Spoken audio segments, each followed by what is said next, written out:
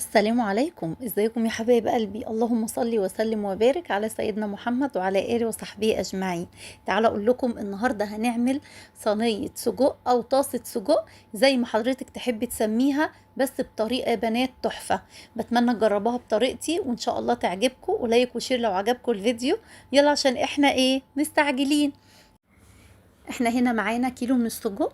السجق احنا بنجيبه من جزار، بنبقى واثقين منه علشان لازم اهم حاجه في السجق تتبيلته يا بنات.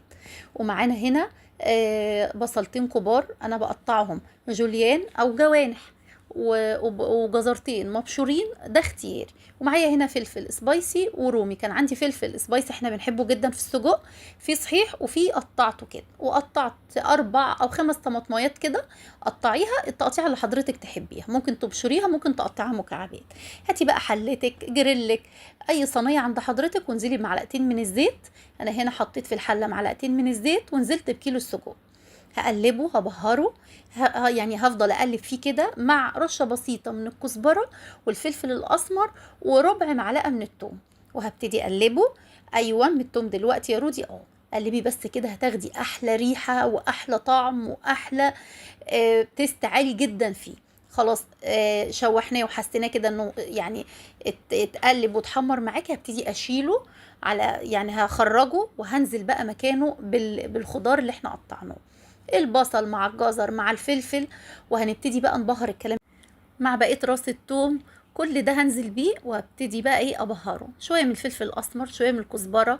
لو حضرتك حابه تزودي التيست ممكن تحطي ربع معلقه من الثوم البودر، وزيهم البصل البودر، وربع معلقه من بهارات اللحم. وهنقلب الكلام. طبعا ما نحطش ملح كتير لان السجق بيبقى متبل وفيه ملح.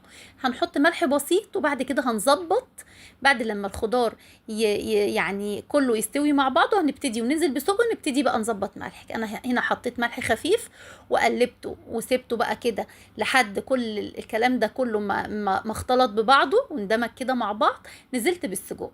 هنا حضرتك هتقلبي تقلبتين وهتسيبيه ياخد غلوه. هياخد غلوه ازاي يا رودي؟ انت كل ما تقلبي الحاجات دي وتغطي عليها كل الخضار هيكون نزل ميته. بصوا هنا قلبنا اهو بقى بالشكل اللي حضرتك شايفاه. هنا لحد هنا هناكله. خلاص خلصت الوصفه وحضرتك تقدري تقدميها.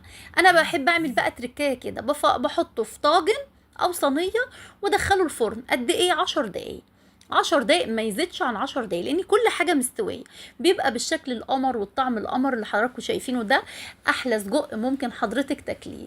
لايك وشير لو عجبكم الفيديو. استودعكم الله الذي لا تضيع ودائعه.